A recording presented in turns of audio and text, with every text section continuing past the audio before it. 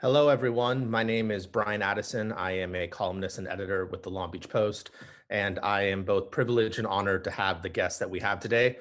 Joining us today is community activist and artist Senay Kenfe. Hello, Senay. Thank you for joining us.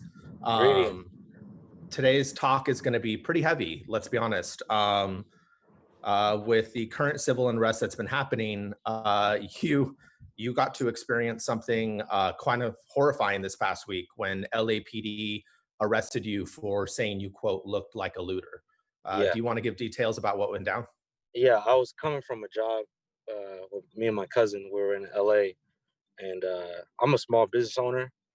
I own a shop on 4th Street, and we had to, unfortunately, we had to board up our shop due to a lot of the activity going around in the last couple of days, and that led to us kind of linking with other people and getting employed basically to board up other people's shops. So we were in LA doing that, and we were coming down Olympic, and we were in a car, and yeah, we got stopped at a red light, literally a block away from the 110 freeway entrance, and they pulled us over, and they're like, "Where are you guys coming from?"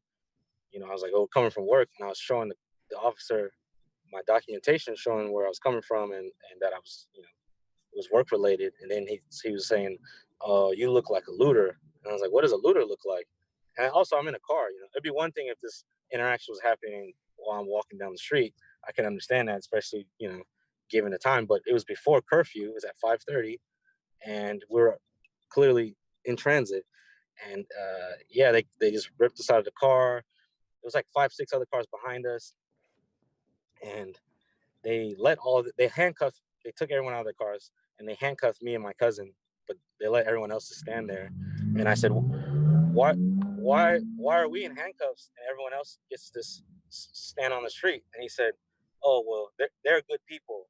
And I was like, "And I'm not?" And he said, "Yes." And I was like, "Okay, well, I don't know how you figure that out just by running my ID, but clearly if you check my ID, it shows what my record is spotless, and I don't have any outstanding warrants, so I don't understand what this interaction is coming about." And he started getting more frustrated with us, and then ultimately led to them impounding the car and then taking me to jail.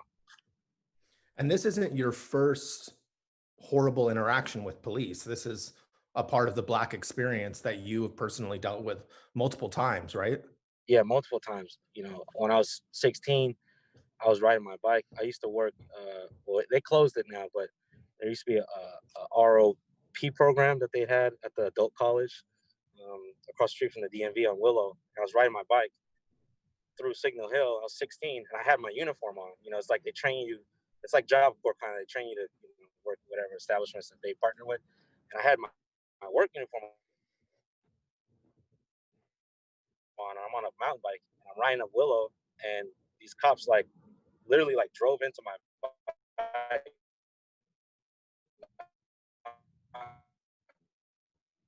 Matched the description. Sorry, I matched the description for some robbery going on down the street. And when I hear, I'm like, okay, that wasn't me. I just clocked out of my work.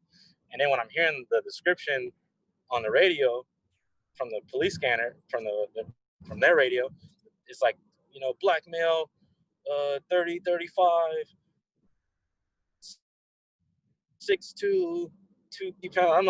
I'm at this point in my life, I'm like, I'm a buck 20, I'm like 5'8", I'm like 16 years old. I'm like, this clearly is not me. Like, I don't even understand. I like look at the cop while we're listening to the radio, and then he doesn't say anything. I'm like, so can I go? He's like, I gotta hold you here until a sergeant comes. I'm like, okay.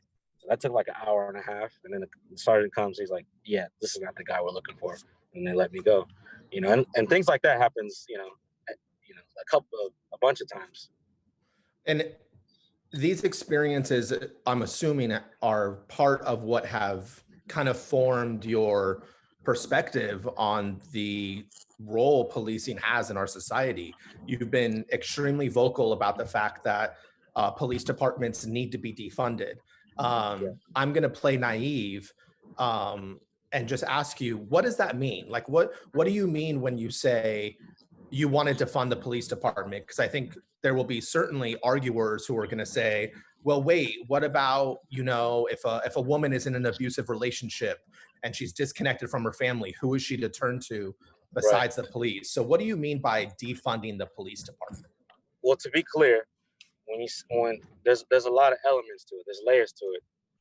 At it stands right now, the police budget is heavily bloated, not by the amount of officers that we have, but by the pension and retirement of past police officers. You know, as taxpayers, we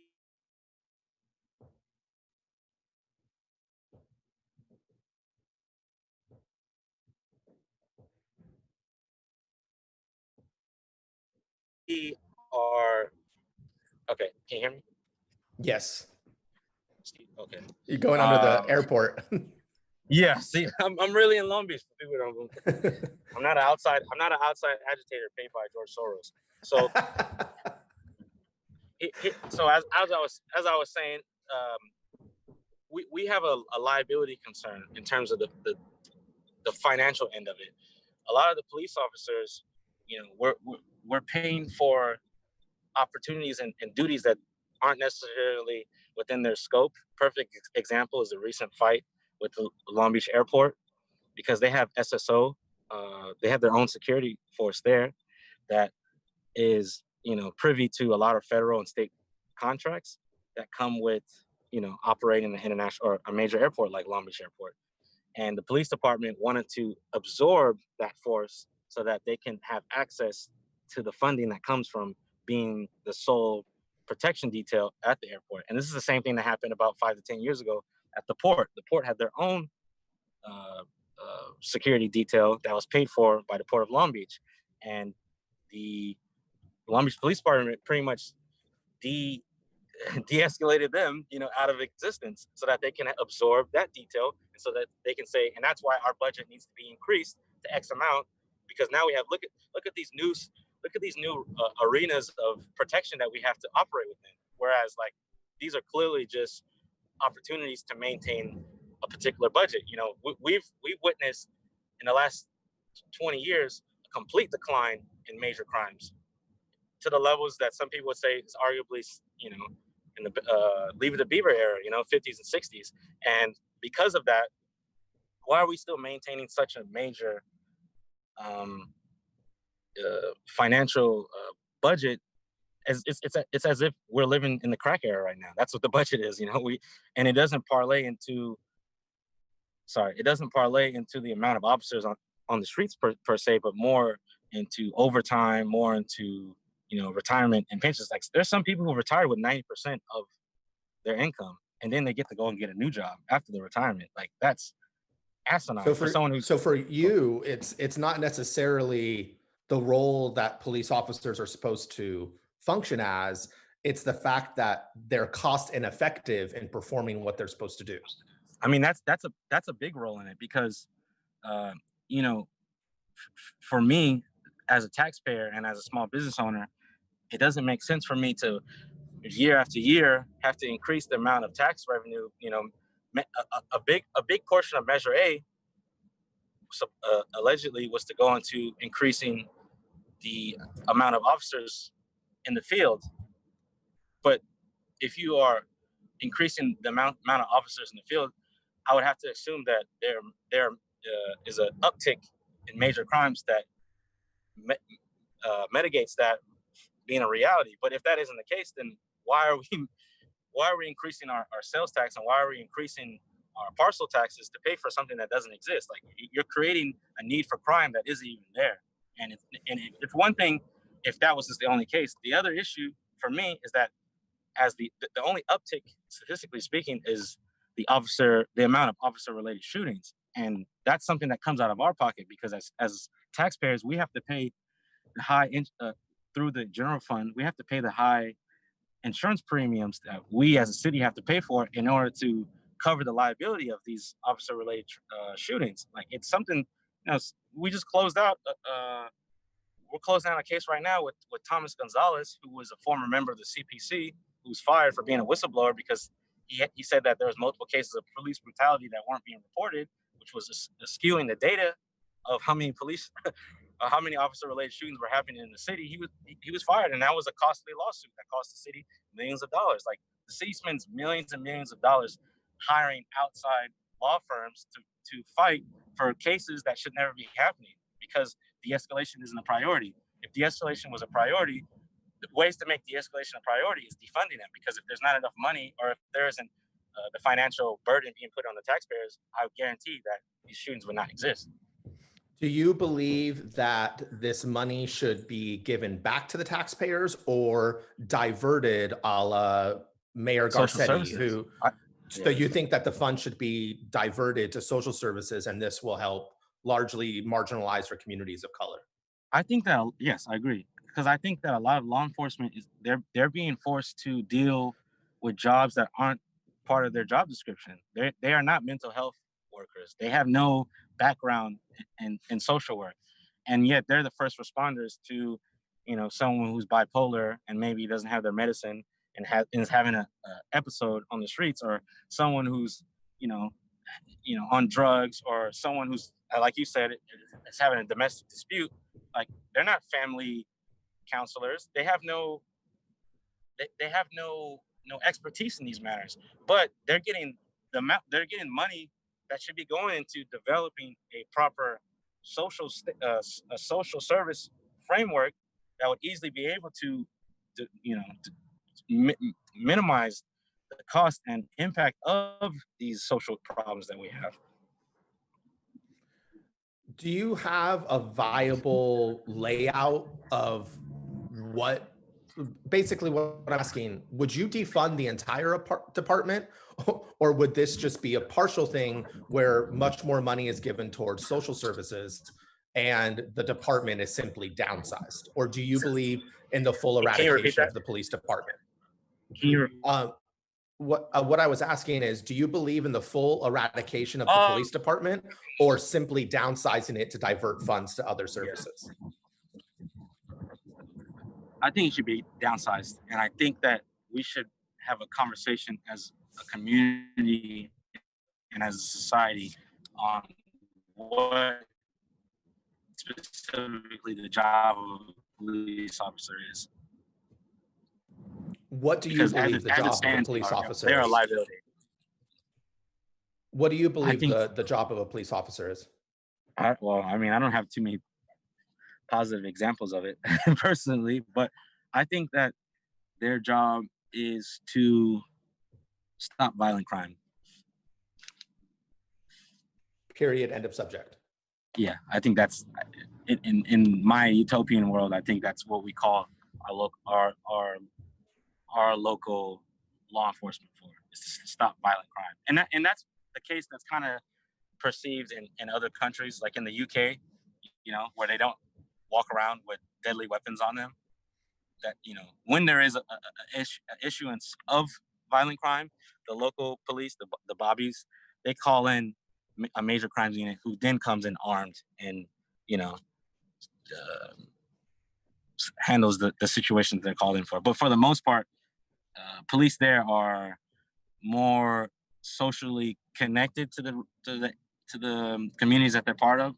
It has a lot to do with a lot of the residency requirements that are over there versus here. Like, a lot of the people that are in law enforcement here aren't from Long Beach, have no connection to Long Beach, and if anything, Long Beach is kind of a stepping stone towards where they ultimately want to be, which is probably like LA Sheriff's Department. And so, because of that, there's only so much of an investment as an individual into the community that is happening, because a lot of times there's these clump up of police populations within the city.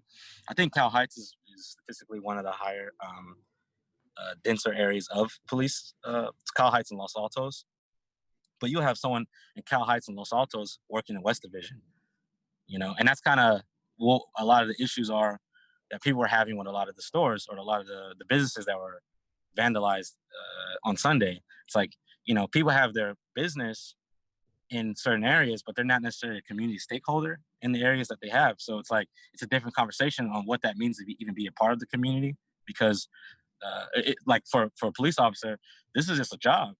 They take the uniform off and they go on with living their regular lives. But what does it mean to even be a part of this community if you live 7 to 8 miles away. You don't live, you don't understand, the conversation of the community, because your children don't go to school in this area. Your children don't interact with the people in this area. You don't shop at the local grocery store in this area. So you have a different reaction to some of the problems and issues that a lot of people who do live in these areas have. On top of that community connection, do you think anything like sensitivity or empathy training would even remotely help, or is No, I think it's a the scam. you think that's a scam? Elaborate. I think it's a scam. They do CCEJ training right now, and it clearly is not working. And most of them, not to generalize, but a lot of cops are told by their higher ups how to, you know, cheat the psych test and how to play dumb with regards to a lot of the training that they do. It's just what is the term about face? They're just doing this because they have to. By the time they get into these levels, there's a culture within there. Okay, thank you. There's a culture within it that isn't necessarily going to be, edited out of you just because you did 10 hours of some, group bonding, and a nice retreat, once a year. Like, that's just not the reality of the world. And I don't necessarily put that on the backs of the police officers. I put that more on the society as a large and the world that we live in. If you're 20 plus years old and grow up in a kind of conservative or don't have a lot of diversity within your friend group or family group, and sometimes some of these police officers, this is their first time interacting in minority majority areas.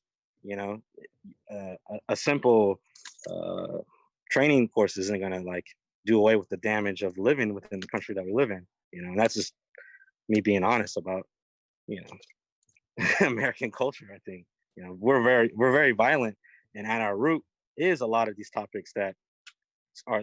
It seems like they're cyclical. Like this isn't anything new that anyone else hasn't experienced. A decade or 2 decades or 3, 4, 5 decades before. Generation of officers who are just like, hey, I don't value Black life.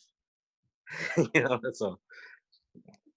Speaking of generations, within this protest, I feel like when Black elders talk about the situation versus the much more younger population, there seems to be a kind of generational divide about either political or sociological philosophies. Do you agree that there's a kind of disconnection within what groups are seeking within this protest? Yeah, I think that as you get older, you have more to lose. So it's harder for you to connect with a 17, 18-year-old on where they stand because you have pivoted. There's a lot of people right now, baby boomer to Generation X, who've already had their rebellious phase in life and who've already been angry at the system. And eventually the system has either marginalized them or has co-opted them. And because of that, they don't have the connection with pain and anguish in the manner that these youth do. You're talking about, like right now, the president, he said I think the unemployment reports was like 13%. There are areas in Long Beach that have 13% unemployment prior to Corona. You know what I mean? Like prior to this COVID operation. So COVID pandemic. I don't want to say covert operation, just to be clear. So, you have high unemployment, high levels of illiteracy or low high school diplomas, and you add those two to any situation, and that's a powder keg. Like Malcolm X said that, like the racial problem is a powder keg, and no matter who it blows up on, it's like this is happening once a generation. This kind of conversation that we're having. So, with that being said, I think that there is a disconnect because there's a lot of people who are within the church groups or within these organized political groups that don't have youth members whatsoever a part of their organization. So who are they really speaking to? I mean, middle-aged people who don't even typically be outside, on a Friday, Thursday, Friday, Saturday. I mean, those aren't the people you have to worry about, quote unquote, looting. You have to worry about these kids who feel like I have nothing to lose and I have everything to gain by being outside, or I have everything to gain by just showing this emotion that I'm feeling, because you can't explain to me why this is my community. I don't own anything in this community. I don't have a job within this community. So why do you keep saying that I'm tearing up my neighborhood, Do you That's what I'm think speaking to. do you think that this specific situation that has clearly blown up in a way that in my lifetime, I haven't seen since '92, and that was just LA locally. Sure. I've never seen this reaction nationwide. Do you believe that this is going to lead to something, or has to lead to something to I, change? Do you have faith in that? Do you have hope in that? I think this has to lead to something because this is an elections year. And being that this is an election season going on right now, people have to make these attempts, quote unquote, to appear like they're on the right side of history because, you know, there's political aspirations, you know, being attributed to what happens within the next month or two. And I think that that has a lot to do with why there's such a shift with Garcetti and others. I also think that, you know, we've had this trauma porn, this Black Death being pushed on social media for the last couple of years, since Ferguson, since Mike Brown, since Trayvon. And I think that there's an entire generation of people, the Generation Z people, where this is like the new normal for them. And because of that, being the new normal, they're desensitized and don't have the historical context of the riots of '92 and prior. Um, and because of that, this is all new to them and is kind of this, obviously there's a political and emotional response there, but there's kind of this like, well, what other tools or options do I have to respond? And this is being perceived as a viable response. Whereas before people are like, hey, let's protest and call your representative. Whereas like there's other people like, I don't even know who my representative is. I don't even know who the mayor is of the city. I just know that I'm mad. And I'm gonna show the rest of the world that I'm mad, and that's not to say that that's never happened before, but I just think that there's more of a disconnect with a lot of major organizations today than there probably was in 1968 or 1965 or in 1992. Because in 1992, what you had was the response. To be clear, in 1992, the response was because those cops were found not guilty for beating Rodney King. And what happened is South Central was destroyed. And then a lot of the political elite of South Central kind of pushed a lot of federal and state governments to create like these opportunity zones and this financial incentive to rebuild South Central. But a lot of businesses chose not to do that. They chose this as part of their money, so that now that South Central is, a viable place for Google and Netflix and all these other companies to come into. Now they're the ones ironically benefiting the most from the LA riots happening. Whereas today, you see a lot of the youth being like, I don't want to tear up this. There's nothing in my neighborhood. You've left it desolate since 1992. I grew up in Wrigley area. There used to be a DMV there on Pacific and Willow, and that never was rebuilt. So for me, the kids in that area, they're like, why am I going to tear up this area? There's nothing over here. What I'm going to do is I'm going to go downtown. I'm going to go to Second Street. I'm going to go to Bixby Knolls. I'm going to go where you can actually be touched, you as the other, and I'm going to make you feel what I feel. And because of that, because of that, it's a different response. Like if they were looting on PCH in Anaheim, I guarantee we wouldn't be getting city staff coming out in the way that they're coming out right now. So I want to end with a particular question about tangible options for change. We discussed defunding the police, but what other tangible things can we see come out of this that will at least uplift the Black community in one way or another? So we have defunding the police, but what else? What else needs to be done? There's housing concerns here. People need to be able. people need to be housed and people need to be employed. Uh, I, I am one on 4th Street. I am one of three other businesses in the area that aren't just black owned businesses. In my part of 4th Street, I'm on 4th and Benito, but also we employ black people. Most small businesses that are black owned only employ one individual. That's the biggest issue, is a lack of access of capital for most small black businesses.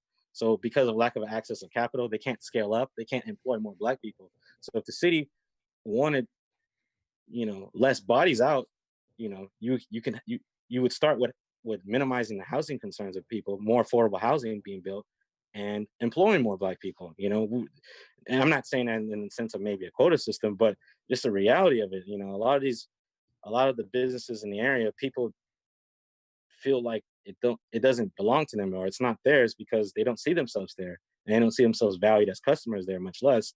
So for me, that would be easily two concerns of mine: is affordable housing being more readily available, specifically to the black community, specifically in the areas that we're already dominating in, Central Long Beach and North Long Beach and otherwise, and also more job opportunities for the youth. You can't have 20, 25, 30% unemployment rate within our youth culture and not try to step up and change that. Otherwise, you're going to have more people who are aimless, who are angry, and that's not their fault. That's clearly the wrong of city government and society as a whole, and their elders. So Well, there is so much more we could clearly discuss. I really appreciate you taking the time to have this conversation. For all those listening and watching, I thank you. And again, Senay, thank you for coming on. And hopefully we can chat more about this, because I still have a ton of questions. okay, thank you, appreciate it. And make sure you guys step outside today for the protest that's going to be downtown at 5 at the Harvey Milk. And our next live chat will be next Monday at 1 p.m. Off the top of my head, I'm sorry, I don't know the topic, but it will be Monday at 1. So tune in for that. Thank you guys for listening. I appreciate it. Take care.